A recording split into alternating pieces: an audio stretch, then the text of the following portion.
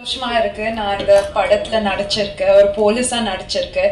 So Ashraf சாருக்கு ரொம்ப ரொம்ப தேங்க்யூ சொல்லணும் எனக்கு இந்த ஆப்பர்ச்சுனிட்டி கொடுத்ததுக்கு. என்னை இந்த படத்துல கோ டைரக்டர் விஜய் சார் தான் இன்ட்ரடியூஸ் பண்ணி வச்சாங்க. ஸோ அவங்களுக்கும் ரொம்ப தேங்க்ஸ் சொல்லணும். கண்டிப்பா இது ஒரு நல்ல படமா இருக்கும்னு நான் நம்புறேன்.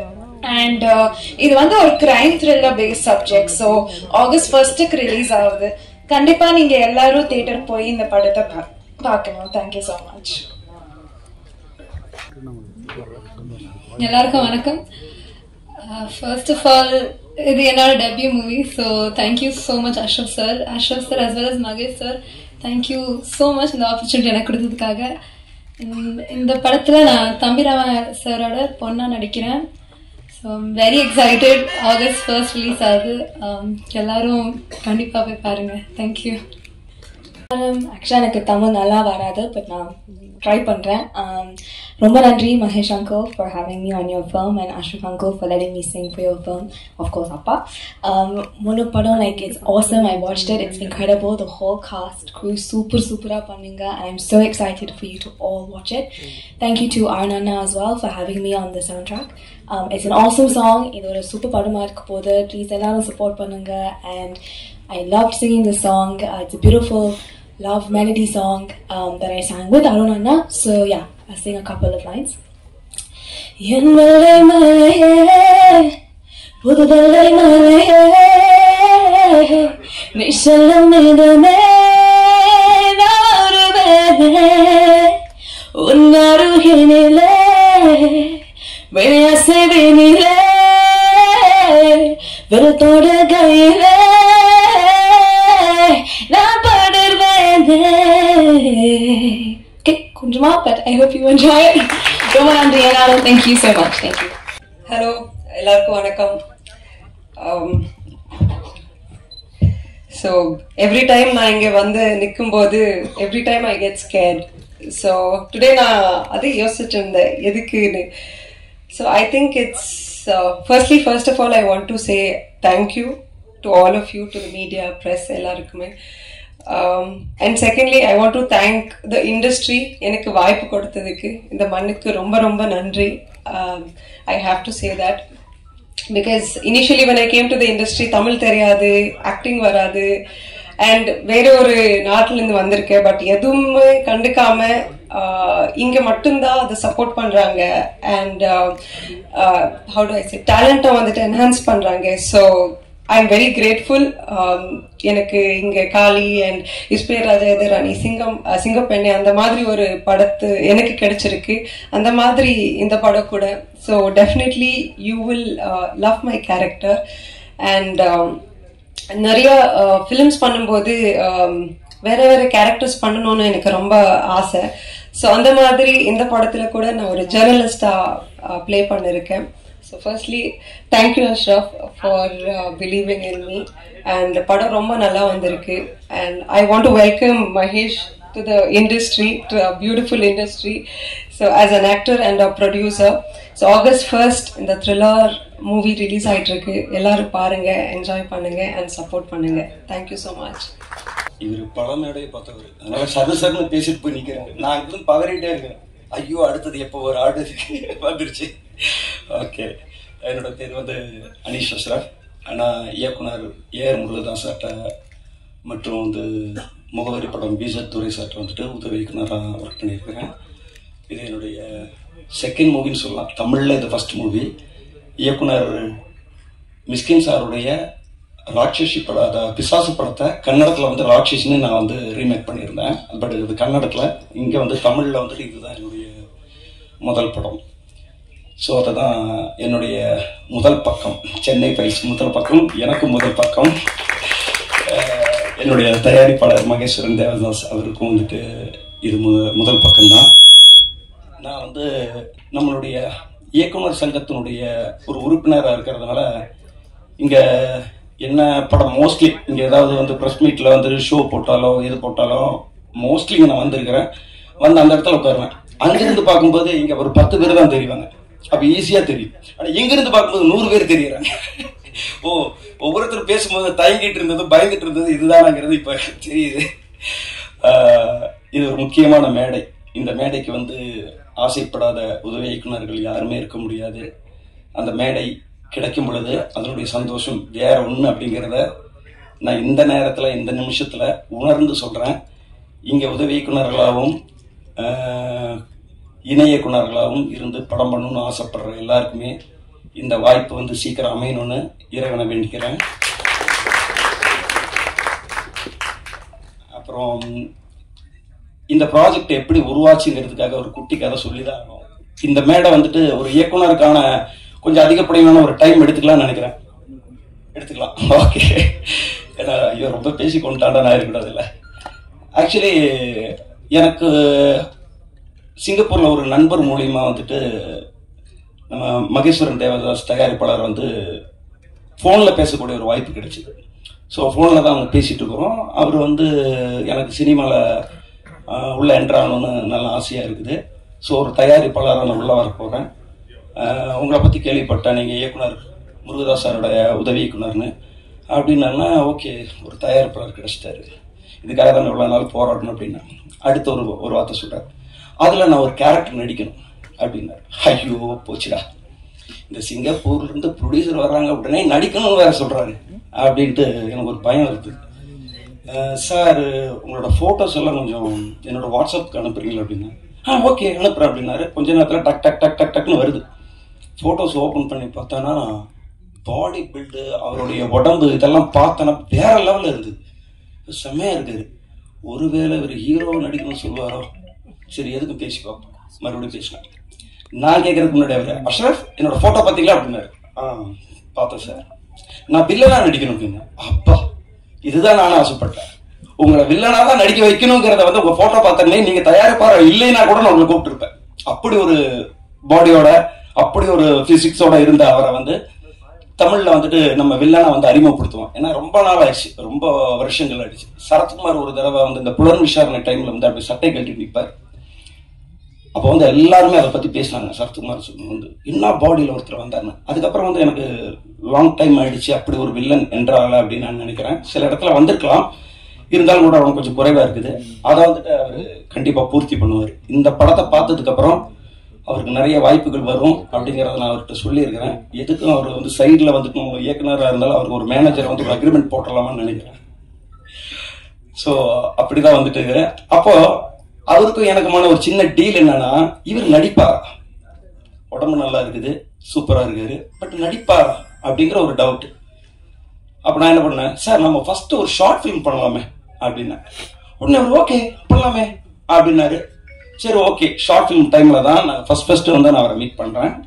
ஷார்ட் ஃபிலிம்ல நான் என்ன பண்ணிட்டேன்னா, நான் நல்லா லென்த்தா டயலாக் நிறைய எழுதி இவரை வந்து இது பண்ணுவேன். ஆனால் எனக்கு ஒரு சேலஞ்சு, ஷார்ட் ஃபிலிம் பண்ணும்போது ஷார்ட் ஃபிலிம்ல வில்லனா நடிக்கணும்.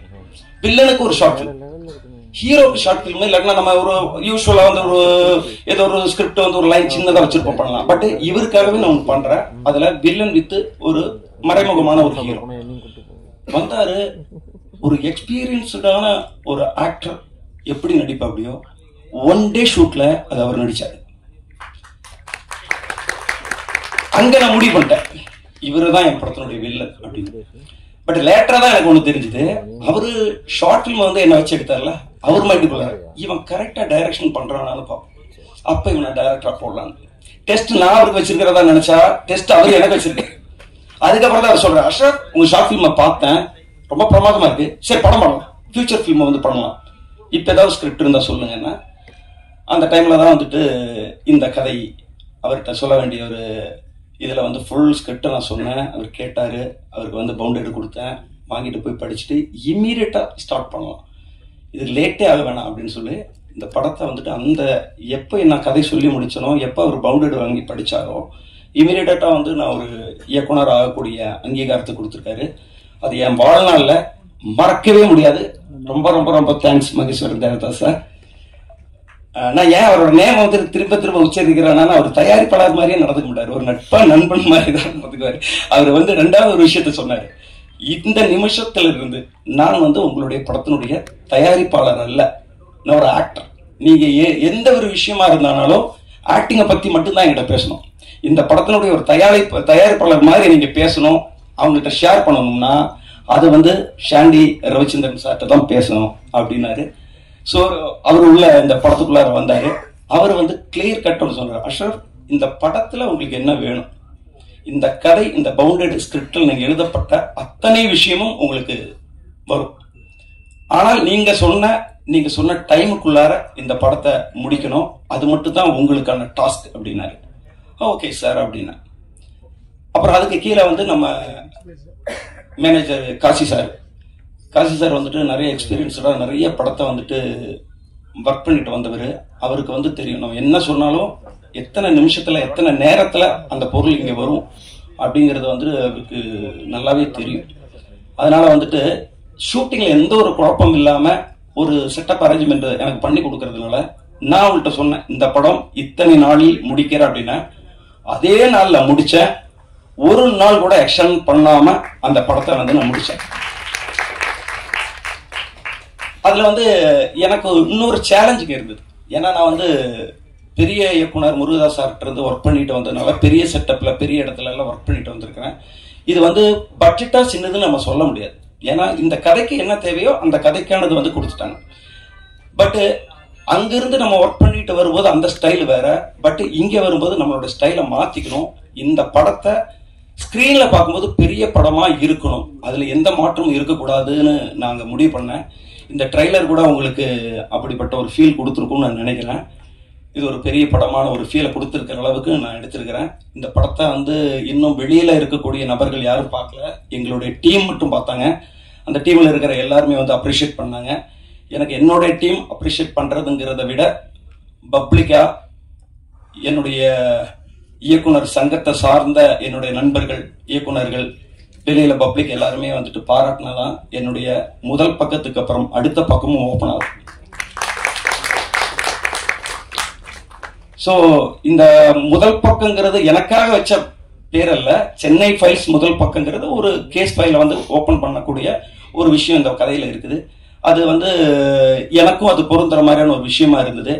தயாரிப்பாளர் அவரும் சொன்னாரு, இல்லை இது ரொம்ப நல்லா இருக்குது, எல்லாத்துக்குமான ஒரு விஷயமா இருக்குன்னாரு. சரி ஓகே அப்படின்னு சொல்லி இதெல்லாம் ஃபிக்ஸ் பண்ணோம். அப்புறம் முருகதாஸ் சார்ட்ட இருந்து ஒரு விஷயத்த வந்துட்டு நான் கத்துக்கிட்ட வெளியில வந்த விஷயம் என்னன்னா, அவர் ஒரு கதை முதல்ல வந்து டிஸ்கஷன்ல பேசும்போது முதல்ல ஒரு சோசியல் மெசேஜை வந்து முதல்ல எடுத்துக்குவார். இந்த சோசியல் மெசேஜ் நம்ம வந்து முதல்ல எல்லா இடத்துக்கும் ரீச் பண்ணணும். இதுக்கு தான் கதை பண்ணணும். கதையை பண்ணிக்கிட்டு வந்துட்டு என்ன மெசேஜ் சொல்லலாம்னு தேடுறது கிடையாது. முதல்ல ஒரு மெசேஜ் அவர் எடுத்துக்குவாரு. அந்த மெசேஜை சுத்தி தான் சீன், அதை சுத்தி தான் வந்து திரைக்கதை எல்லாமே பண்ணுவார். ஸோ நான் கூட வந்துட்டு கிரைம் த்ரில்லருங்கிறது நிறைய வந்துகிட்டு இருக்குது, நிறைய வந்துட்டு இருக்கு. சமீபத்தில் கூட வந்துட்டு ஒரு படமெல்லாம் பெரிய ஹிட் ஆயிடுச்சு. ஸோ வந்து ஒரு சேஃப் ஜோன் சொல்லலாம். பேய் படமும் த்ரில்லர் கதை இதெல்லாம் வந்துட்டு எப்பவுமே ஒரு சேஃப் ஜோன். அப்படி ஒரு சேஃப் ஜோனா இது இருந்தால் கூட நான் அவர்கிட்ட இருந்து வெளியில வரும்போது நம்ம படத்துல ஒரு சோசியல் மெசேஜான ஒரு விஷயத்த சொல்லணும் அப்படிங்கறதுல ரொம்ப ஸ்ட்ராங்கா இருந்தேன். அப்படி ஒரு சோசியல் மெசேஜ் இந்த படத்துல சொல்லப்பட்டிருக்குது. அதை வந்து நீங்க ஸ்கிரீன்ல பார்த்ததுக்கு அப்புறம் தெரிஞ்சுக்கலாம். அதை நான் இப்ப நான் சொல்லல. பட் ஒரு கிரைம் படத்துல இப்படி ஒரு விஷயம் சொல்ல முடியுமாங்கிற அந்த அளவுக்கு வந்து நாங்க மெனக்கெட்டு ஒரு விஷயம் என்னுடைய டீம் உதவி இயக்குனர்களா வந்து எல்லாருமே வந்து இது பண்ணாங்க. இந்த படத்துக்கு வந்து ஆரம்பத்திலிருந்து எண்டு வரைக்கும் எனக்கு என்னுடைய டீம்ல வந்துட்டு ரொம்ப சப்போர்ட்டிங்கா இருந்த என்னுடைய co director Vijay and Ganesh sir இவர்களுக்கெல்லாம் வந்து நான் நன்றி சொல்றேன். உதவி இயக்குனர்களுக்கு சொல்லலைன்னா அவங்களுடைய ஒரு பிரச்சனை என்னன்னா, படம் முடிஞ்சு பூசணிக்காய் உடச்சிட்டு போன உடனே அதுக்கப்புறம் வந்து அவங்களோட கான்டாக்ட் வந்து நம்ம வச்சுக்க முடியல. ஏன்னா அவங்க வேற வேற படத்துக்கு போயிட்டாங்க. ஸோ அதனால வந்து அவர்களுக்கு வந்துட்டு இந்த மேடையில வந்து ஏன்னா அவங்க சூழ்நிலை அவங்களுக்கு வந்து நான் தேங்க்ஸ் பண்ணிக்கிறேன். இந்த படத்தை வந்துட்டு இப்ப அடுத்தது டெக்னீஷியனா வந்து சொல்ல போனானா, பொதுவாகவே வந்துட்டு ஒரு கிரைம் பேஸ்டான ஒரு ஸ்கிரிப்ட் பண்ணனா அதுல வந்து கேமரா ஒர்க் வந்து ரொம்ப நல்லா இருக்கும். கேமரா ஒர்க் அந்த டோன் வந்து கரெக்டா இருந்தாதான் அது கரெக்டா போயிட்டு ரீச் ஆகும். ஸோ அந்த வகையில வந்து பார்த்தானா இந்த படத்தினுடைய டிஓபி வந்துட்டு அரவிந்த் சார் வந்து ரொம்ப நல்ல, நான் என்ன சொல்றேனோ அந்த சொல்ற ஸ்பீட்லயும் குவாலிட்டிலையும் அவர் கொடுத்தாரு.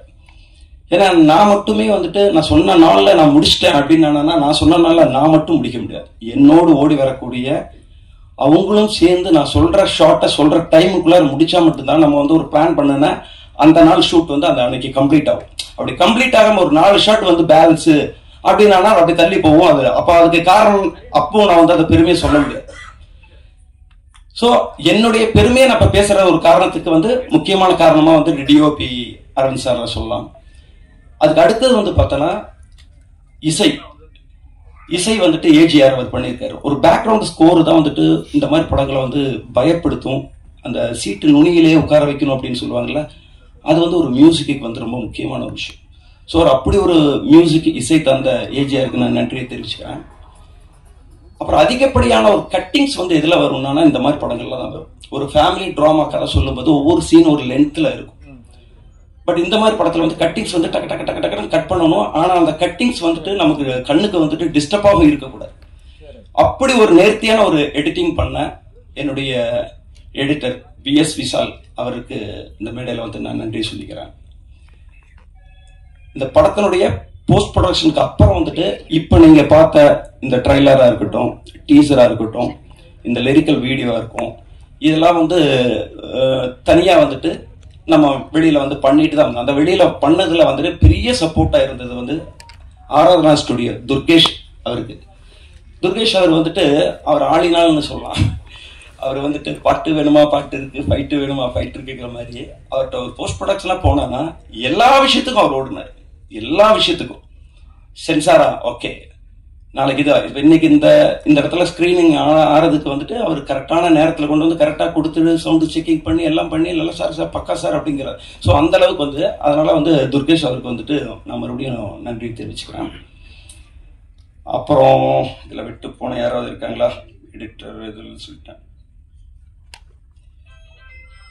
ஓகே, இப்போ இந்த படத்தை வந்து படம் பண்றது அப்படிங்கிறது ஒரு சாதனையா இருந்தால் கூட படத்தை ரிலீஸ் பண்றதுங்கிறது அது இன்னொரு சாதனை. ஒரு இயக்குனருக்கு வந்து 3 வெற்றிகள். ஒரு இயக்குனர் ஆகும்போது 3 வெற்றி. முதல் வெற்றி என்னன்னா, ஒரு ப்ரொடியூசர்கிட்ட கதை சொல்லி ஓகே பண்றது முதல் வெற்றி. ஒரு ப்ரொடியூசருக்கு கதை பிடிச்சிருக்கு, நீதாப்பா டைரக்டர் அப்படின்னு சொன்னானா அன்னிலிருந்து நமக்கு முதல் வெற்றி கிடைச்சிச்சுன்னு அர்த்தம். 2வது வெற்றி, நம்ம அந்த ஷூட்டிங்கை முடிச்சு பூசணிக்க உடைக்கிற பாருங்களா, அப்பா எத்தனையோ வருஷம் கனவு அதை வந்து மொத்தமா எடுத்து உடைச்சிட்டா சக்சஸ் முடிஞ்சு போச்சு அப்படிங்கிறது 2வது வெற்றி.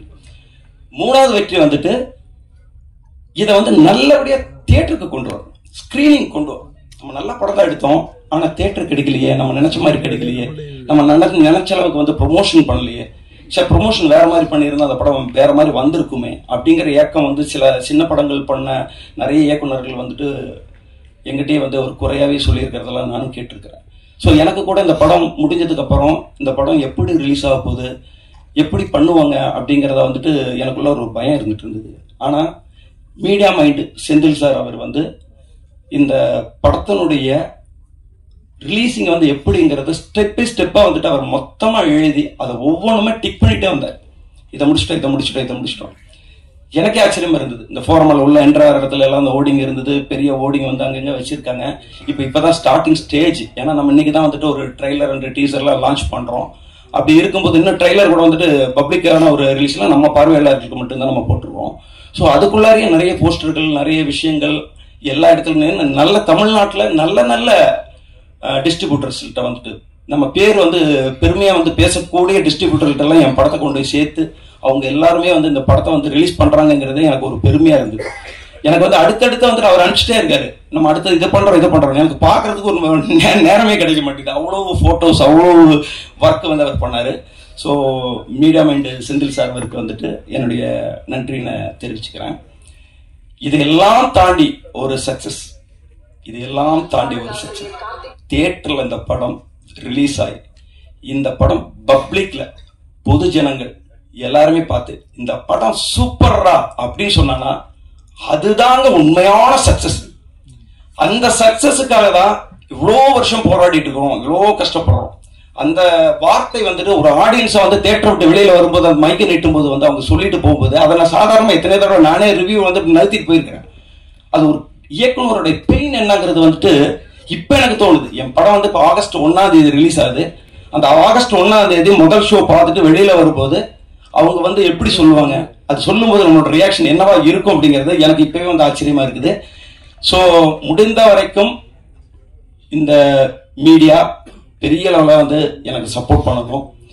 காரணம், பெரிய படங்கள் வந்து பூஜை போட்ட அன்னைக்கே வந்துட்டு வைரலாகி எல்லாருமே வந்து அது அவங்களோட பேஜஸ்ல வந்து இன்ஸ்டாகிராம்ல வாட்ஸ்அப்ஸ்ல எல்லாத்துலயும் போட்டுருவாங்க, பெரிய படம் பெரிய இயக்குனர்கள் பண்ணும்போது. ஆனால் சின்ன படம் வெளியில எல்லாருக்குமே தெரியணும்னா உங்களுடைய மீடியா பத்திரிகையாளர்களுடைய ஒத்துழைப்பு இருந்தால் மட்டும்தான் அது எல்லாத்தையுமே போய் சேரும். ஸோ நீங்க வந்து பொய்யான ஒரு விஷயத்த எழுதணும்னு நான் சொல்லலை. இன்னைக்கு பார்த்ததை இன்னைக்கு உங்களுக்கு உங்களோட ஃபீட்பேக்கை வந்துட்டு நீங்க எழுதுங்க. படம் ரிலீஸ் ஆகும்போது படம் ரிலீஸ்ல வந்து நீங்க ஒரு ஆடியன்ஸா பார்த்துட்டு உங்களுக்கு என்ன தோணுதோ அது வந்து பிளஸ் அண்ட் மைனஸ் எதுவா இருந்தாலும் எழுதுங்க. ஆனா எழுதுங்க, வீடியோ போடுங்க. தயவு செஞ்சு என்னுடைய படத்தை வந்துட்டு நம்ம இந்த ரூமுக்குள்ளார இந்த தியேட்டருக்குள்ளார பேசிட்டு இருக்கிறத வந்துட்டு தமிழ்நாடு ஃபுல்லா மற்றவங்களுக்கு வந்துட்டு போய் சேர்ந்து அவங்களும் பார்க்கணும் அப்படிங்கிற அளவுக்கான ஒரு விஷயத்த நீங்க தான் ஏற்படுத்தி கொடுக்கணும் அப்படின்னு நான் உங்கள்கிட்ட ரொம்ப தாழ்மையா கேட்டுக்கிறேன். ஸோ நான் யாராவது விட்டுட்டுனா கரிஷ்மா வந்துட்டு இந்த பாட்டை வந்து இதுல வந்து ஒரு பாட்டை வந்து அவங்க பாடுறது மட்டும் இல்லாம அது ஒரு ஆல்பமா வந்து அவங்க பண்ணி வச்சிருக்காங்க. ஸோ அதை சரியான நேரத்துல வந்துட்டு இப்ப வெள்ளை மழை பாட்டு பார்த்ததா அதை அவங்க ஒரு ஆல்பமாவும் பண்ணியிருக்காங்க. ஸோ கண்டிப்பா வந்துட்டு அவங்களுக்கான தேங்க்ஸ் வந்து நான் சொல்லணும்.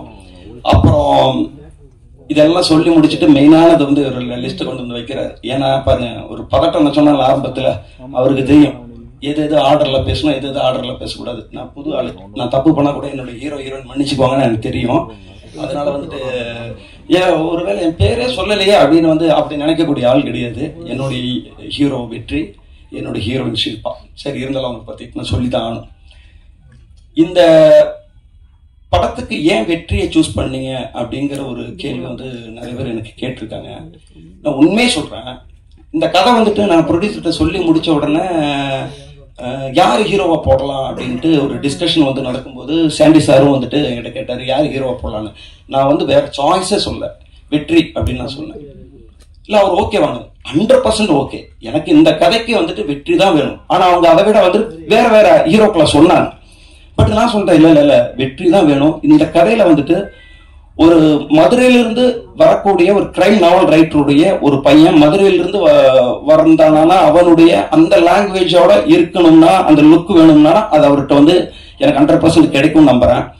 அதை விட இன்னொரு விஷயம் என்னன்னா, வில்லன் நம்ம ப்ரொடியூசர் மகேஸ்வரன் தேவதாஸ் சார் வந்து அவரோட பாடிக்கு எதிரில் ஒரு நிற்கும் போது அந்த கட்ஸ் அடிக்கிறதுக்கான ஒரு பவர் வந்துட்டு லுக் வைஸ்லாம் எனக்கு கண்டிப்பா தேவை.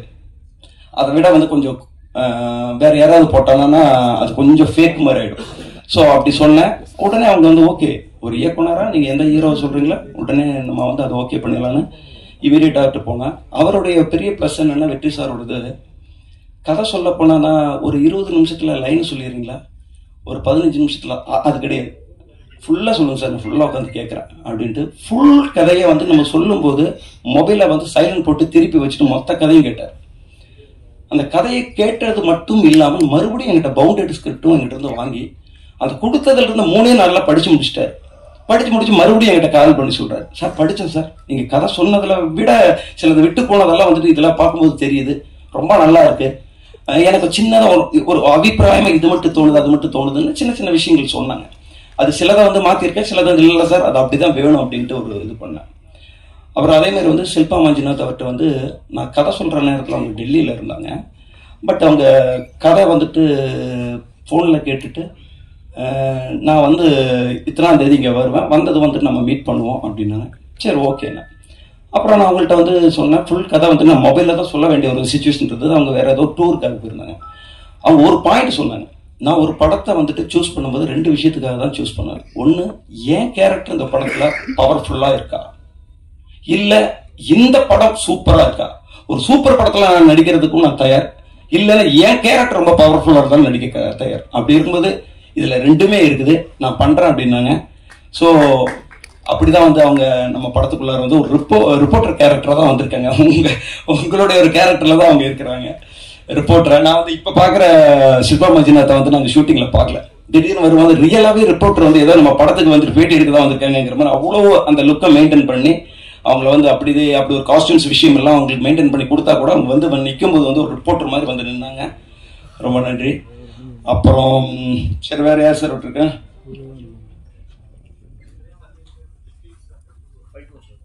சார் இது புரியல சார். விட்டு போனது நெக்ஸ்ட் நினைக்கிறீங்களா? நேம்ஸா? அதான் நான் சொல்லிட்டேன்ல. அவ்வளவுதான். ஓகே. ஐயோ, இப்போ அந்த ஸ்டேஜ்ல இல்லாதனால முக்கியமான ஒரு 2 பேரை வந்து நான் சொல்லாம விட்டுட்டேன். ஏன்னா நான் இப்படி பார்த்து தம்பி சாண்டி சார் சொல்லிட்டேன். ஓ ஓகே.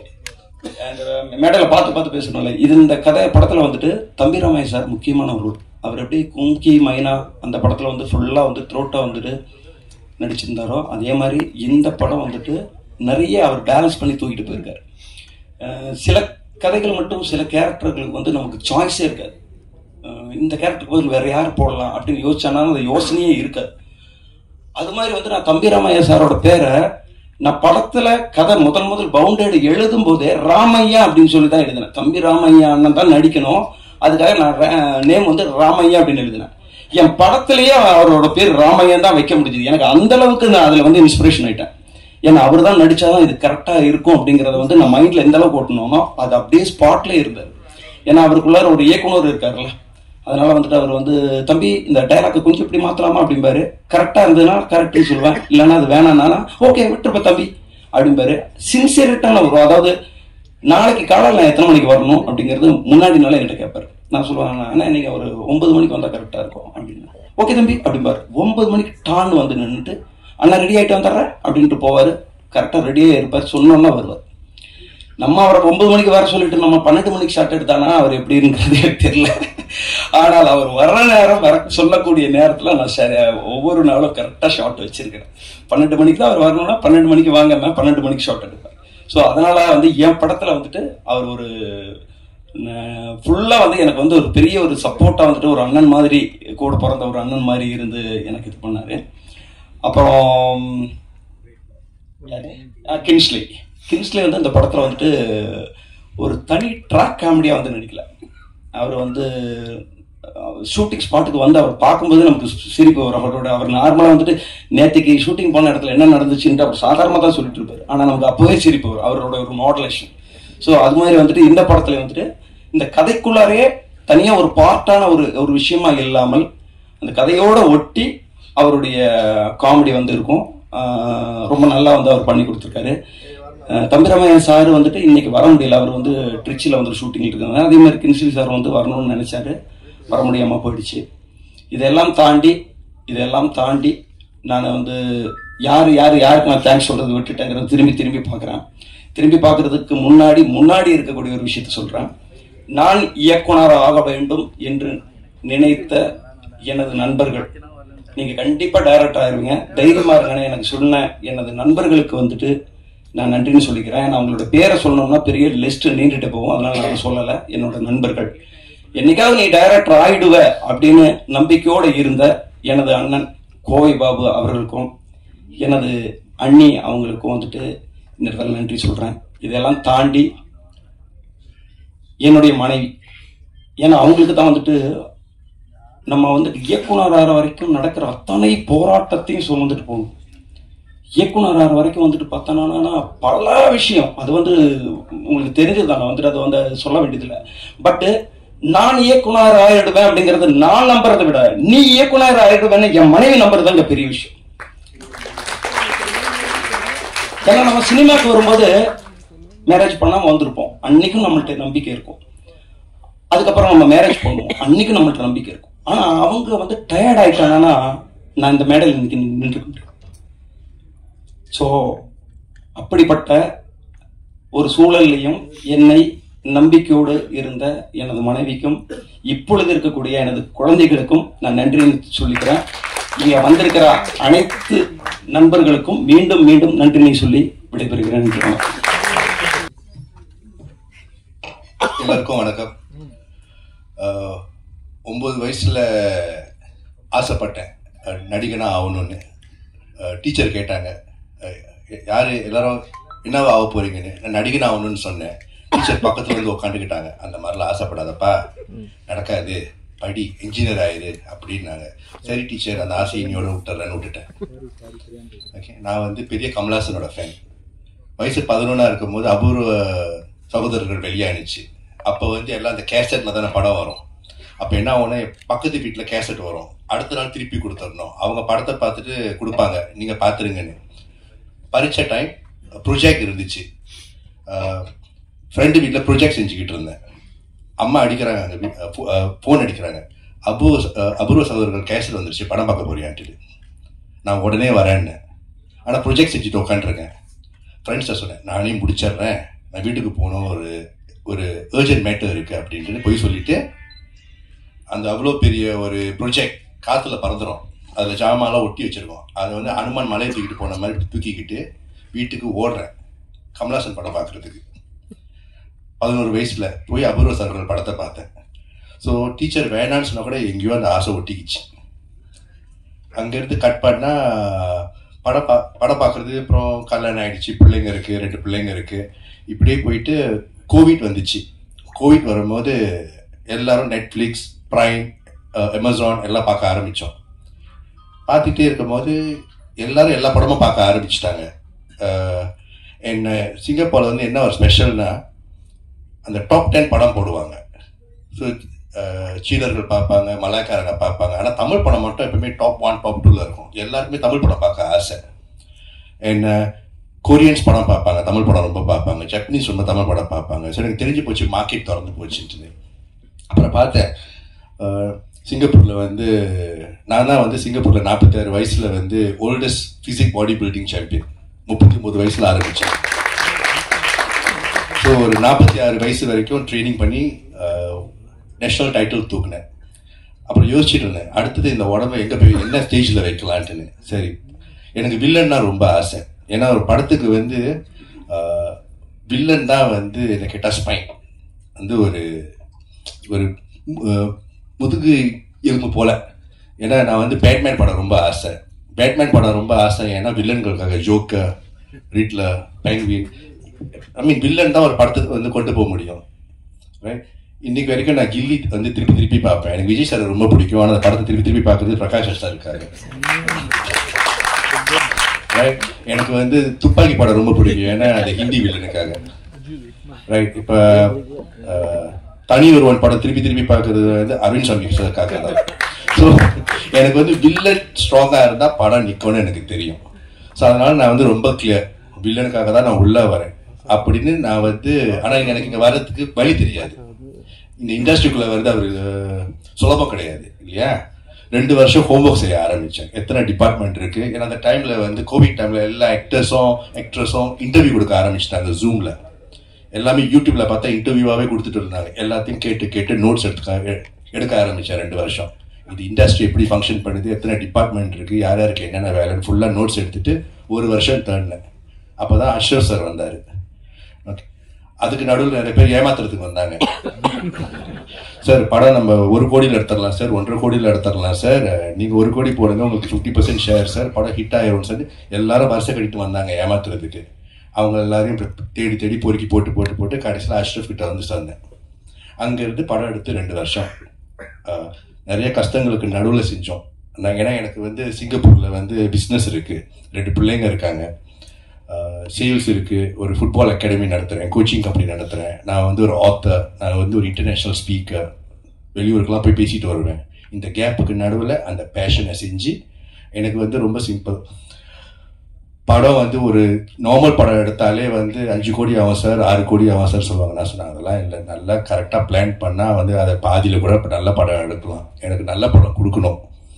ஏன்னா நம்மளாம் அவ்வளோ கஷ்டப்பட்டு தானே வீட்டுக்கு போனால் நமக்கு வந்து என்டர்டெயின்மெண்ட்டே படம் தான். ஸோ எனக்கு வந்து நல்ல படம் கொடுக்கணும். நான் ப்ரொடக்ஷன் கம்பெனி ஆரம்பிச்சது எங்களோட தாத்தாவோட பேரில். எனக்கு வந்து நல்ல படம் கொடுக்கணும். இந்த படத்தில் கூட நான் ரொம்ப கிளியர், என் ப்ரொடக்ஷன் கம்பெனியில் 2 விஷயம் ஒன்று நடக்கணும். ஆபாச காட்சிகள் இருக்கக்கூடாது, லேடிஸ்க்கு ரெஸ்பெக்ட் கொடுத்து தான் எடுக்கணும். தேவைப்படாமல் வந்து ஒரு லேடியை வந்து ஆபாசமாக காட்டுறது எனக்கு பிடிக்காது. ஃபேமிலியாக படத்துக்கு வரணும். ஒரு பிள்ளையோட கண்ணை மூடிட்டு படத்தை பார்க்க சொல்லக்கூடாது. சில படத்துக்குலாம் போனால் பிள்ளையோட கண்ணை மூடிக்குவாங்க. நான் சொன்னேன் அந்த மாதிரி இருக்கக்கூடாது. என்டர்டெயின்மெண்ட்டாக இருக்கணும். அது வந்து ஒரு தியேட்ரிக்கல் எக்ஸ்பீரியன்ஸாக இருக்கணும். ஸோ நான் அஷ்ரஃப் கூட உட்காரும் போது கதை கேட்கும்போது நேராக சொன்னேன், எனக்கு கதை நல்லா இருக்குது, இதோட டீசர் என்ன, ட்ரெய்லர் என்ன. நான் அப்படி தான் வந்து படத்தை கேட்பேன். டீசர் என்ன, ட்ரெய்லர் என்ன, அதோட கட் எனக்கு தெரியணும். அதுக்கப்புறம் ஷார்ட் ஃபிலிம் எடுப்போம். உங்களுக்கு அந்த 20 நிமிஷம் எப்படி எடுக்கிறீங்க நான் பார்த்துறேன். அப்புறம் 2 மணி நேரத்துக்கான ஆப்பர்ச்சுனிட்டி நான் கொடுத்துட்றேன். ஸோ அப்படிதான் இந்த படம் வந்திருக்கு. படம் வந்து ஒரு முக்கியமான ஒரு சோஷியல் மெசேஜை கிரைம் த்ரில்லர் ஜான்ரால சொல்ல முடியும்னு எடுத்த முதல் அட்டம். இந்த மாதிரி யாரும் எடுத்தது கிடையாது எனக்கு தெரிஞ்சு. ஏன்னா நான் ரொம்ப படம் பார்ப்பேன். தெலுங்கு, கன்னடா, மலையாளம், கொரியன், ஜப்பனீஸ் கேளுங்க நான் சொல்லுவேன் படத்தை பற்றி. ஸோ நிறைய ஹோம்ஒர்க் பண்ணிட்டு வருவேன். ஸோ அதனால எனக்கு நல்லா தெரியும் என்னென்ன எங்கெங்கே போனால் எந்தெந்த ஊரில் என்னென்ன படம் ஓடுன்னு எனக்கு தெரியும். ஸோ இந்த படம் வந்து சம்திங் டிஃப்ரெண்ட். எனக்கு வந்து நான் யோசிக்கும் போது ஒரு இன்டர்நேஷ்னல் மார்க்கெட்டுக்கு என்ன கொடுக்கணும், அதை வந்து எப்படி எக்ஸிக்யூட் பண்ணணும், என்ன மாதிரி டீம் இருக்கணும், அந்த மாதிரி. இந்த படம் நீங்கள் பார்க்க போகிறது கூட நான் சிங்கப்பூர்லேருந்து ஒரு டீமை கூப்பிட்டு வந்து இந்த படத்தை பார்த்து என்ன கமெண்ட்ஸ் இருக்கோ அதை திருப்பி ரீஎடிட் பண்ணி பர்ஃபெக்ட் வெர்ஷனாக தான் நான் வெளியே கொண்டு வரேன். அது வரைக்கும் நான் விடவே இல்லை. இந்த படத்தை நாங்கள் 2023 ஜூனில் முடித்தோம். ஃபைனல் காப்பி 2023 டிசம்பர்ல இருந்துச்சு. ஆனால் நான் 1 வருஷம் எடிட் பண்ணியிருக்கேன் படத்தை. எனக்கு வர அந்த பர்ஃபெக்ட் வர வரைக்கும் நான் எடிட் பண்ணிக்கிட்டே உட்காந்துருந்தேன். ஏன்னா எனக்கு வந்து அது என்னோட ப்ரொடக்ஷன் சொல்றதை விட எனக்கு நல்ல படம் கொடுக்கணும். ஸோ அந்த படத்துக்கு வந்து நான் முதல்ல ரொம்ப தேங்க்ஸ் சொல்ல போகிறது வந்து என்னோட பார்ட்னர் ஷெண்டி சாருக்கு. நான் வந்து யாருமே தெரியாமல் சென்னைக்கு வந்தேன். எனக்கு யாருமே தெரியாது. பூர்வீகம் அம்மா வந்து திருச்சி. ஆனால் அம்மா வந்து 18 வயசுல சிங்கப்பூருக்கு வந்துட்டாங்க. இங்கே ஃபேமிலி இருக்குது. ஆனால் நான் இண்டஸ்ட்ரியில் யாரையும் தெரியாது. ஆனால் எனக்கு வந்து யாரையும் தெரியாமல் வந்தேன். ஆனால் எனக்கு ஒரு அண்ணன் கிடைச்சாரு, ஷெண்டி சார்.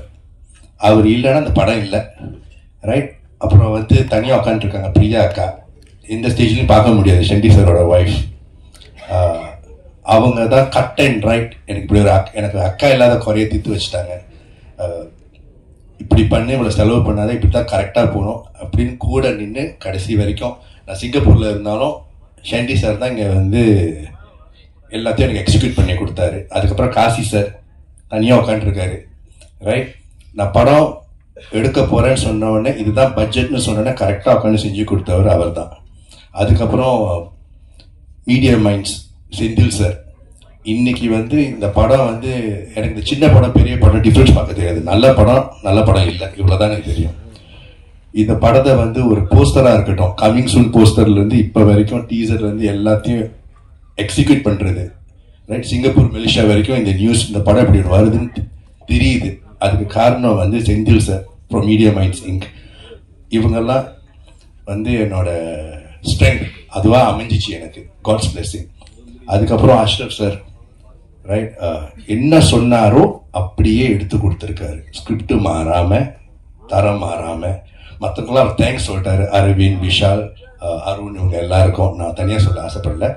அதுக்கப்புறம் ஸ்பெஷல் தேங்க்ஸ் நான் வந்து வெற்றிக்கும் ஷில்பா, தம்பி ராமையாசுக்கு சொல்லிக்கிறேன். ஏன்னா என்னை சொல்லி கொடுத்தாங்க.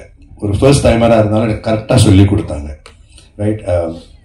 தம்பி ராமையா சார் கூட வந்து எனக்கு நிறைய சீன் கிடையாது. ஆனால் எனக்கு ஒவ்வொரு டைமும் இருந்து சொல்லி கொடுத்துட்டு போனார். ஷில்பா கூட வந்து எனக்கு சீன்ஸ் இருந்துச்சு, சொல்லி கொடுத்தாங்க. அவங்களும் வந்து ஒரு ஸ்போர்ட்ஸ் பர்சன். அதனால எங்களுக்கு ஈஸியாக சிங்க் ஆகிடுச்சு. வெற்றி சாருக்கு வந்து நான் ரொம்ப தேங்க்ஸ் சொல்லணும். ஏன்னா நிறைய ஃபைட்டிங் சீன்ஸ்லாம் அவர் கூட தான். ஓகே. எப்படி கரெக்டாக வந்து அந்த மீட்ரு கரெக்டாக இருக்கணும்னு எனக்கு சொல்லி கொடுத்துருக்காரு எக்ஸ்பீரியன்ஸ். ஸோ அதனால எல்லாம் கரெக்டாக அமைஞ்சிருச்சு. இனிமேல் வந்து ஆல் லெஃப்ட் யால். ரைட். நீங்கள் நினச்சிங்கன்னா தூக்கி விடலாம். ஓகே. ஏன்னா நீங்கள் வந்து என்கரேஜ் பண்ணி நல்லா எழுதுனீங்கன்னா என்ன மாதிரி நிறைய ப்ரொடியூசர்ஸ் வருவாங்க. நல்ல குவாலிட்டியான படம் எடுக்க நாங்கள் ரெடி. நீங்கள் சப்போர்ட் பண்ண ரெடியாக இருந்தீங்கன்னா நாங்கள் ரெடியாக இருக்கோம் எடுத்து கொடுக்க. So thank you. ஆகஸ்ட் 1 படத்தை பாருங்கள். இது ஒரு தியேட்ரிக்கல் எக்ஸ்பீரியன்ஸ். நிக்கில் சார் வந்து நான் தேங்க்யூ சொல்லிக்கிறேன். இன்னைக்கு தான் பார்க்குறேன் அவரை ஃபர்ஸ்ட் டைம். ஆனால் நான் வந்து எப்போ சிங்கப்பூரில் எனிதிங் நான் வீடியோ தொட்டேன்னா ஒரு ஆக்ட்ரஸோட கார்டிக்கு அது திறந்தோன்னா அடுத்த சீன் இவர் தான் இருப்பார். ஸோ எனக்கு இப்படி ஒருத்தர் இருக்காருன்னு நல்லா தெரியும், பேர் அப்போ தெரியாது. இன்னைக்கு தான் பார்த்தேன்.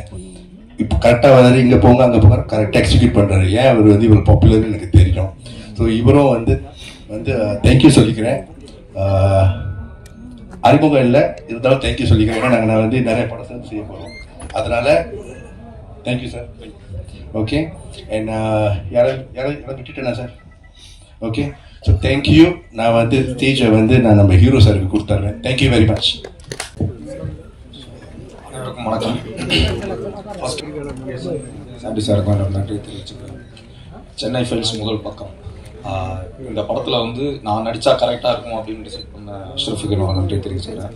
அவரோட ஷார்ட் ஃபிலிம் பார்த்தேன், பார்க்கும்போது ஒரு கான்ஃபிடன்ஸ் இருந்தது. ஓகே, இந்த ஆள் கரெக்டாக படம் மேக் பண்ணுவார், குவாலிட்டியாக எடுப்பார் அப்படின்ற ஒரு நம்பிக்கை இருந்தது. அதே மாதிரி சொன்ன நம்பர் ஆஃப் டேஸில் கரெக்டாக ஷூட்டிங்கை முடிச்சு கொடுத்தாரு. ஸோ ரொம்ப நாளைக்கு அப்புறம் ஒரு இன்டென்ஸான ஒரு கிரைம் த்ரில்லர் படம் பண்ணியிருக்கோம். அதெல்லாம் ஒரு ஃபேமிலியாக பண்ணியிருக்கோம். ஸோ நடித்தவங்க அத்தனை பேருக்கும் என்னோட நன்றி. தம்பி ரமேஷ் சார், ஷில்பா, அப்புறம் அனிகா, எல்லாருக்குமே என்னோட நன்றியை தெரிவிச்சுக்கிறேன். ஆகஸ்ட் 1 படம் தேட்டரில் ரிலீஸ் ஆகுது. எல்லாம் ஃபேமிலியோட போய் பாருங்கள், எப்படி இருக்குன்னு சொல்லுங்கள். தேங்க்யூ.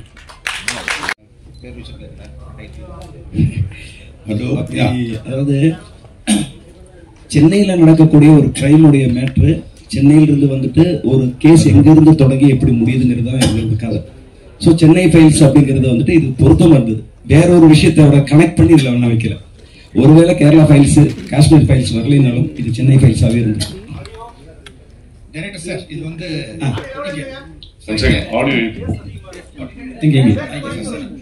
இது வந்து தமிழ்ல உங்களுக்கு முதல் படம், வாழ்த்துக்கள். ஓகே, நன்றி. டைட்டில் வந்து முதல் பக்கம், முதல் தேதி ரிலீஸ் ஆகுது. ஹீரோ பேர் வெற்றி. நானே யோசிக்கல சார், முதல் பக்கம் முதல் தேதியில ரிலீஸ் ஆகுதுங்கிறது நல்லா. Okay, thank you. ஹீரோ பேர் வெற்றி, அதுல ஒரு வெற்றி இருக்கு. வெற்றியின் முதல் படியை இன்னைக்கே தொட்டுட்டீங்க, வாழ்த்துக்கள். ஓகே, நன்றி நன்றி நன்றி நன்றி. வெற்றி சார், வெற்றி சார், இந்த தமிழ் சினிமால ஒரு காலத்துல மோகன் சார் வந்து பாட்டு பாடினாரு. நிறைய படங்கள் பாட்டு பாடி மைக் மோகன் அப்படின்னு வந்துட்டாரு. உங்களோட படங்கள் முதல் படம்லேருந்து இந்த படம் ஒரு மாதிரி டார்க் ஷேடாவே நிறைய இருக்கு. ஒரு கிரைம் கதை, இந்த மாதிரி கதையெல்லாம் தேடி உங்கள்கிட்ட வருதா, இல்ல உங்க டேஸ்டா? இல்ல, அவங்க தான் தேடி வர்றாங்க.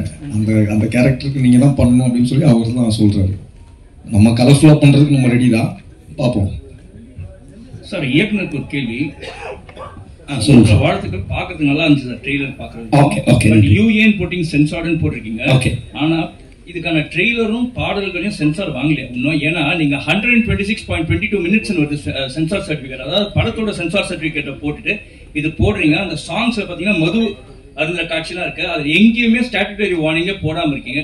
அது தெரிஞ்சு அப்படியே மேனிபுலேட் பண்ணுமே அப்படின்ற மாதிரி பண்ணிட்டீங்களா? தெரியுமா? இல்ல அப்படி இல்லை. என்னன்னா ஆக்சுவலி வந்துட்டு இன்னைக்கு வந்து நம்ம இந்த ட்ரெய்லர் லான்ச் வந்துட்டு பண்றது வந்து பிளான் முதல்ல இல்லை.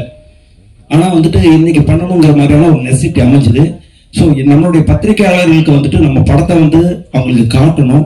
அவங்க தான் வந்துட்டு இது வந்து சரி என்ன பண்ணலாம் அப்படிங்கிறது. ஆனா நான் அங்க ஒரு தப்பு தான் நடந்திருக்கு, நான் இல்லைன்னு சொல்லல. இதை வந்து நம்ம வந்து ப்ராப்பரா வந்துட்டு ட்ரெய்லரை வந்து ரிலீஸ் பண்ண போறது 25th மேலதான்.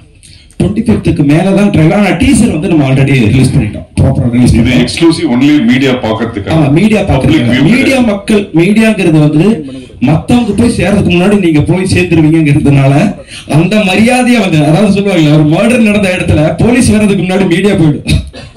அப்படி வந்து என்னுடைய மீடியா வந்து பார்க்கணுங்கிறதுக்காக அப்படி ஒரு விஷயம் இருக்கு. ஆனா இதுல கூட இன்னொரு விஷயம் சொல்றேன். ஒரு கதை ஸ்டோரி ஒண்ணு நம்ம நரேட் பண்ணிருக்கேன். ஒரு ஊர்ல ஒரு சிங்கம் இருந்தது, அது ஒரு ஆட் அப்படிங்கிற ஒரு விஷயம்.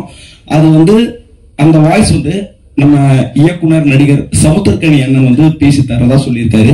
ஸோ அவர் வந்து இப்போ ஹைதராபாத்ல ஷூட்டிங்ல இருக்காரு.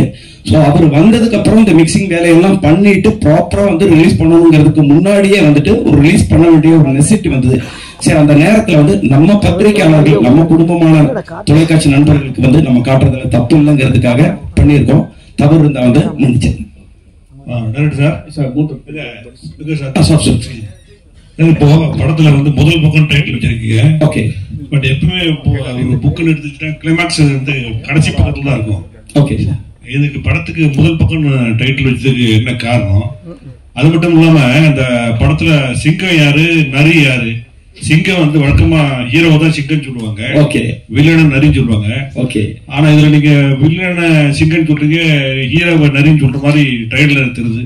ஓகே சார், முதல்ல வந்துட்டு ஒரு டீசர் ட்ரைலர் அப்படிங்கறத வந்து பப்ளிக் வந்து பாக்குறதுக்கு வந்து அவங்களுக்கு வந்து ஒரு இம்பாக்ட் பண்ற ஒரு விஷயம். அது ஒரு விளம்பரம், சினிமா கிடையாது. இதை பார்த்து வந்து யாருனாலையும் கதை புரிஞ்சுக்க முடியாது. ஸோ இது என்ன ஜானர்னு புரிஞ்சுக்க முடியும். ஸோ ஜானர்ல வந்து புரிய வைக்கிறதுக்கு வந்து இந்த ட்ரைலரும் உள்ள வர்றதுக்கு வந்து ஒரு கன்ஃபியூசிங் வந்து எல்லா படத்துலயுமே இருக்கும். உதாரணத்துக்கு பாத்தீங்கன்னா ராட்சசன் படத்தினுடைய ட்ரைலர் நீங்க பாத்தீங்கன்னா ராட்சசன் படத்துல இருக்கக்கூடிய ஷூட்டிங் சீனோட இது ட்ரைலர்ல வந்து வச்சிருப்பாங்க. படத்திலேயே வந்துட்டு ஒரு ஷூட்டிங் சீன் ஒருத்தனை வந்து கொலை பண்ற மாதிரி ரத்தத்தோட இருக்கிற மாதிரி இருக்கும், அது ட்ரைலர்ல வச்சிருப்பாங்க. ட்ரைலர்ல உங்களுக்கு என்ன இம்பாக்ட் கொடுக்கணும்னா, ஓ இவன் ஒரு கொலை பண்றான் போல இருக்கு. படம் பார்க்கும்போது பார்த்தானா அது ஆக்சுவலி வந்து பார்த்தா படத்துல ஷூட்டிங்கா இருக்கும். சோ அது மாதிரி இந்த நரேஷன் வந்து ஒவ்வொருத்தருக்கும் ஒவ்வொரு இம்பாக்ட் கொடுக்கும். இப்ப நீங்க சொன்ன மாதிரி யாரு ஹீரோ, யாரு சிங்கம், யாரு நரி, ஒரு குழப்பம் இருக்கா? இந்த குழப்பம் வேணும், அதுக்காக பண்ணி இருக்கிறது. நீங்க படம் பார்க்கும்போது யாரு சிங்கம் யாரு நரின்னு உங்களுக்கு தெரிஞ்சிடும். வெற்றி சார் அதேதான். சிங்கம் நரி 2 கேரக்டரும் நீங்க தான் வச்சிருக்கீங்களா? எங்கிட்ட கேக்குறீங்களா? சொல்லுங்க. அதாவது சொல்றாரு இல்லையா சிங்கம் நரி, இந்த 2 கேரக்டரும் நீங்க தான் பண்ணிருக்கீங்களா? இல்ல அந்த மேட்ரை நான் இப்போ ட்ரெய்லர்ல பார்த்தா தெரிஞ்சுக்கணும், படத்துல அது இல்லை. அதுக்கும் டைரக்டரோட சாய்ஸ் தான். தயார் பண்ணுவோம் சார். ஆக்சுவலி நம்ம ஹீரோட்ட வந்து கதை சொல்லுவோம், படத்தோட கதை சொல்லுவோம். ஹீரோட்ட வந்து ட்ரெய்லர் சொல்ல மாட்டோம். அவரே வந்து இப்பதான் ட்ரெய்லர் பார்த்திருக்காரு. யார்கிட்ட மைக் கொடுக்கணும்? தயாரிப்பாளர் ப்ரொடியூசர் வில்லன் கிட்ட.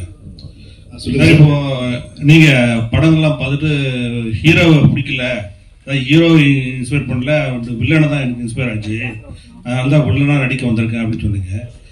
நிறைய ஹீரோ பேர் சொன்னீங்க. நீங்க எந்த இன்ஸ்பிரேஷன்ல வந்தீங்க, எந்த மாதிரி வில்லனா ஆகணும் அப்படின்னு சொல்லிட்டு நீங்க நினைக்கிறீங்க?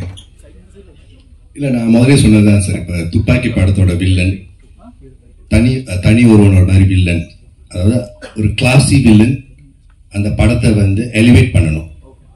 அதாவது இந்த படம் எடுக்கும்போது கூட அவர் கதை சொல்லும் போது நான் சொன்னேன், சார் நீங்க ப்ரொடியூஸ் பண்றீங்க, மேபி உங்களுக்கு எக்ஸ்ட்ரா சீன்ஸ் அதெல்லாம் தேவையில்லை. அந்த கதைக்கு என்ன தேவையோ, அந்த வில்லனுக்கு எவ்வளவு தேவையோ, அந்த மீட்டருக்குள்ள நான் எவ்வளவு பெர்ஃபார்ம் பண்ண முடியுமோ நான் பண்ணி கொடுப்பேன். ஸோ எனக்கு வந்து இப்போ நீங்க என்ன பார்த்துக்கிட்டீங்கன்னா, இப்போ படம் பார்க்குறோம், அந்த படத்தை பார்த்தாலே உங்களுக்கு தெரியும் இவருக்கு இந்த மீட்டர்ல தான் நம்ம போய் தேடலாம், இவரை வந்து நம்ம இந்த மாதிரி யூஸ் பண்ணலான்னு விஷயம் தெரிஞ்சவங்களுக்கு தெரிஞ்சிடும். ஸோ அந்த மாதிரி வரும்போது தெரிஞ்சிடும் எனக்கு அந்த டைரக்டர் இதுக்கு மேலே எனக்கு ஆப்பர்ச்சுனிட்டிலாம் வந்து கதை வந்துச்சுன்னா எனக்கு சூஸ் பண்ணும் போது தெரியும் என்னால் முடியுமா முடியாதான்னு எனக்கு தெரிஞ்சிடும். அவங்களுக்கும் தெரியும் என்ன கேட்கணும்னு தெரியும். பார்க்கலாமே எப்படி போகுது. சில்வா மேடம், நீங்க ஜேர்னலிஸ்டா நடிச்சிருக்கீங்கன்னு டைரக்டர் சொன்னாரு. ஜேர்னலிஸ்டா நடிச்சா ஹீரோயின் வந்து கொஞ்சம் கிளாமரா நடிக்க முடியாது. இந்த படத்துல வந்து எப்படி நடிச்சீங்க, என்ன மாதிரி ஜேர்னலிஸ்ட், பாடி லாங்குவேஜ்ல யாரை பார்த்துருக்கீங்க? உங்களை பார்த்துதான் கத்துக்கிட்டேன். மீனாட்சி சுந்தரம் பேரு, ஆனா அவர் வந்து மீனாட்சி இருக்கிறதுனால மீனாட்சி இன்ஸ்பயர் ஆயிடும். வில்லனையும் முகத்தையே காமிக்கல ஒண்ணு. அப்புறம் வெற்றி சார் எப்ப டி ராஜனுடைய தாடி வச்சு நடிப்பீங்களா? ஒருவேளை இந்த படத்துக்கு வரும்போது அவர் தாடி இல்லாம வந்திருந்தா கூட நான் தாடி வளர்த்த சொல்லி இருந்திருப்பேன். ஏன்னா இந்த கதைக்கு வந்து தாடி வளர்த்துன ஒரு கேரக்டர் தான் எனக்கு தேவைப்படுது. அது ஆல்ரெடி அவர் தாடியோடய முன்னாடி நடிச்சிட்டு இருந்தாரு. சோ இந்த கதைக்கும் அது தேவைப்பட்டதுனால அப்படின்னு. வில்லனை ஏன் வந்து முகத்தையே காட்டலன்னா, அவரை வந்து ஒரு ஃபுல் மூவியா வர்ற நேரத்துல அவரை பார்த்தா நல்லா இருக்கும்னு நான் எதிர்பார்க்கிறேன். ஏன்னா என்னதான் இருந்தாலும் அவர் வந்து தயாரிப்பாளர் இருந்தாலும் இந்த படத்துல வந்து ஒரு அறிமுக நாயகன். அந்த அறிமுக நாயகனை ஒரு சின்ன ஷார்ட் டைம்ல வந்து நம்ம காட்டணும், பிக் டைம்ல காட்டுவோம் அப்படிங்கிறதுக்காக அவரை நான் வந்து ஹைட் பண்ணி வச்சிருக்கேன். சார், ப்ரொடியூசருக்கு படம் முடிச்சிட்டீங்க, ஆனாலும் கிட்டத்தட்ட ஒரு 2 years கிட்ட உட்காந்து எடிட்டே பண்ணிட்டு இருக்கோம் அப்படின்னு சொன்னீங்க. நீங்க 1 year why it took so much time? நீங்க எக்ஸிகியூஷன் பண்ணீங்க, அது கூட ஷார்ட் ஃபிலிம் எடுத்து பார்த்துட்டீங்க, படமும் முடிஞ்சிருச்சு. then why you took 1 year to edit? நாங்க அந்த டயத்துக்கு வெயிட் பண்ணுங்கன்றது வேற, but still I was sizzling the படம்ன்றதுக்கான ரீசன் இல்ல. ஏன்னா அந்த ஒரு டைம்ல சார், அந்த 1 year இருக்குல்ல, எடிட் பண்றது ஒரு பக்கம். அந்த டைம்ல வந்து மார்க்கெட்ல பாத்தீங்கன்னா புது படம் எல்லாமே வெளியே வரல, எல்லாம் பழைய படமாவே ரிலீஸ் பண்ணிட்டு இருந்தாங்க. கர்ணன், கில்லி இதெல்லாம் திருப்பி வந்துட்டு இருந்துச்சு. ஸோ ஒரு டைம் இருந்துச்சு, அந்த டைம் சரியா இருக்கணும் இல்லையா? அந்த மார்க்கெட்டிங்னு ஒரு டைம் இருக்கு. ஸோ அந்த ஒரு டைம் வந்து மஞ்சுபல் பாய்ஸ்லாம் ஓடிக்கிட்டு இருந்துச்சு. So I say let's wait, அந்த ஒரு டைம் வரட்டும் கரெக்டா. But will just keep. ஏன்னா ஒரு கிரைம் த்ரில்லரை எடிட் பண்றது இருக்குல்ல, நாட் அ ஈஸி ஜாப். அந்த கரெக்டா அந்த மீட்டர்ல உட்காரணும். ரைட். அப்புறம் பாட்டு இருக்கு, அந்த பாட்டை நம்ம திருப்பி இது பண்ணோம். அந்த பாட்டை வந்து மாஸ்டரிங் கூட நம்ம லண்டன்ல கூட கொண்டு செஞ்சுட்டு வந்தோம். அந்த குவாலிட்டியை கொண்டு வருவோம், கரெக்டான டைம்ல கொண்டு போவோம். ஏன்னா படம் வந்து 4 கோடியோ 5 கோடியோ அதை நம்ம கரெக்டா மார்க்கெட்டிங் பண்ணணும். பிகாஸ் நான் வந்து பிசினஸ் மேன். அது டைம் எடுத்துக்கிட்டாலும் கரெக்டா மார்க்கெட்டிங் கரெக்டா இருக்கணும், கரெக்டான டைம்ல வரணும். ஸோ நாங்க படத்தை ரிலீஸ் பண்ணலான்னு பிளான் பண்ணது லாஸ்ட் இயர் நவம்பர். அங்கிருந்து நாங்க பார்த்துக்கிட்டே வரோம். இப்போ இந்த டைம் கரெக்டா இருக்குன்னா ஒரு 1 to 2 weeks டைம் ஃப்ரேம் வேணும் கரெக்டான டைமில் வெளியாக்குறதுக்கு இல்லையா. கரெக்டாக இப்போ அமைஞ்சிச்சு. எனக்கு வந்து மார்ச்சில் ரிலீஸ் பண்ண சொல்லியிருந்தா கூட பண்ணியிருப்போம். ஆனால் பெரிய படங்கள் வந்துக்கிட்டே இருக்குது, நமக்கு ஸ்க்ரீன்ஸ் கரெக்டாக கிடைக்கணும், அதெல்லாம் பிளான் பண்ணணும். சும்மா எடுத்தோம் அப்படின்னு பண்ண முடியாது, ரைட்?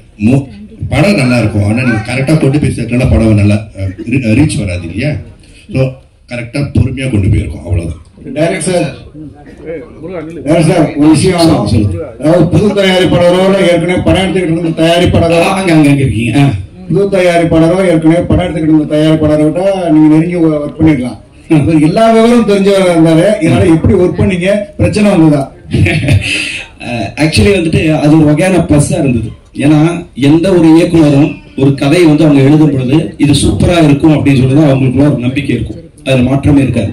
ஸோ அப்படி எடுத்ததோட ஏன் படம் ஃபெயிலியர் ஆகுது அப்படிங்கிற ஒரு கொஸ்டின்ஸ் இருக்கு. நல்ல படம் தானே, நல்ல கதையை தானே யோசிச்சிருப்பா, அப்படி இது வந்து ஃபெயிலியர் படம் பண்ணணும்னு யாரும் யோசிச்சிருக்க மாட்டாங்க. அப்படி ஒரு நல்ல கதையை யோசிச்சு கூட வெளியில வரும்போது அந்த படம் ஃபெயிலியரா மாறுதுன்னா அதுல சில குறைகள் எல்லாம் இருந்திருக்கும். அந்த குறைகள் வந்து ஒரு இயக்குனரா, ஏன்னா அந்த படத்தினுடைய ஒரு தந்தையா எனக்கு என் மகன் மேல வந்து எனக்கு குற்றம் தெரியாது. அந்த குற்றத்தை வந்துட்டு அவர் வந்து எடுத்து சொல்லும் போது அவர் சொன்ன எல்லாத்தையுமே நான் மாத்தல. அவர் வந்து நான் நிறைய சிங்கப்பூர்ல இருக்கக்கூடிய நண்பர்கள் காட்டினேன், நான் பார்த்தேன், எனக்கு இந்த இடத்துல மட்டும்தானே அதை நான் திரும்ப வந்து நான் பார்ப்பேன்.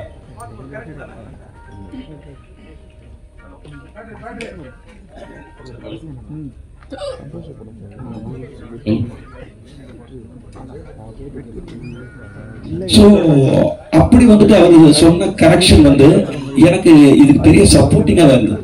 அவர் என்னடா எல்லாத்தையுமே கேள்வி கேட்டிருக்காரு, எல்லாத்தையுமே சொல்லிட்டு இருக்காரு அப்படின்னு நான் ஃபீல் பண்ணல. அது ஒரு வெற்றி படமா அமையறதுக்காக சொல்லக்கூடிய ஒரு விஷயத்த நம்ம ஏத்துக்கணுங்கிற அந்த மனநிலையோட அதை நான் பண்ணதுக்கு அப்புறம் வந்து எனக்கு அந்த சேஞ்சஸ் தெரிஞ்சது. சோ அவருக்கு வந்து நான் தேங்க்ஸ் தான் சொல்லிக்கிறேன். ஹீரோ சார் 1980 பாத்தீங்கன்னா டைரக்டர் உங்களுக்கு தான், எனக்கு தான். ஓகே. 1980 எல்லாம் பாத்தீங்கன்னா அறிமுக இயக்குனர்கள் எல்லாருமே லவ் ஸ்டோரியை தான் ஃபர்ஸ்ட் படமா எடுப்பாங்க. ஆனா இப்ப வர எல்லா அறிமுக இயக்குனர்களும் இதே மாதிரி வெட்டு குத்துக்குள்ள சஸ்பென்ஸ் த்ரில்லராகவே எடுக்கிறீங்களே, என்ன காரணம்?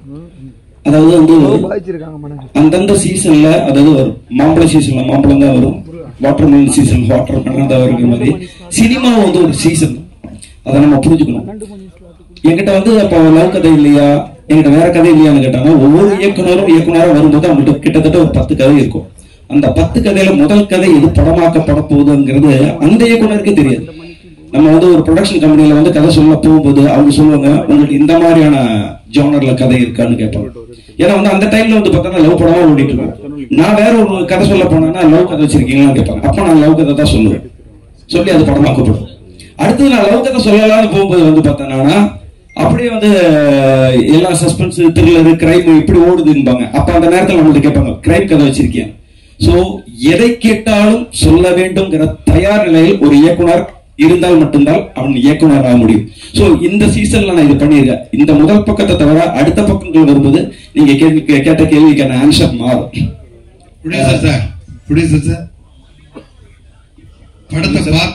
படத்தை இவ்வளவு லேட்டா ரிலீஸ் பண்ணணும்னு நீங்க கரெக்ட் டயத்தை பார்த்து தான் ரிலீஸ் பண்ணு பாத்தீங்க. ஆனா இப்ப வாரத்துக்கு 10 படம் ரிலீஸ் ஆயிட்டு இருக்கு. உங்க படம் 1ஆம் தேதி கிட்டத்தட்ட 7 படம் 8 படம் வருது, 12 படம் வருது. இதை எப்படி நீங்க சமாளிப்பீங்க சார்? மற்ற படத்தை பத்தி நான் கவலைப்பட போறது கிடையாது. எனக்கு என் படம் எவ்வளவு ரீச் போயிருக்கு அதுதான் எனக்கு தெரிஞ்சு. இங்க இருக்கிறவங்க போஸ்டரை பார்த்து எனக்கு மெசேஜ் அனுப்புறாங்க. சிங்கப்பூர் மலேசியாவில் இருக்கிறவங்களுக்கு நியூஸ் தெரியும், இந்த மாதிரி படம் August 1 வருதுன்னு. எண்ட் ஆஃப் தி டே நம்ம 10 படம் வருதோ 100 படம் வருதோ ஃபர்ஸ்ட் ஷோலேயே தெரிஞ்சு போயிடும். இந்த படம் தேருமா தேராதான்னு தெரிஞ்சு போயிடும். நல்லா இருந்தா பார்க்க போறாங்க.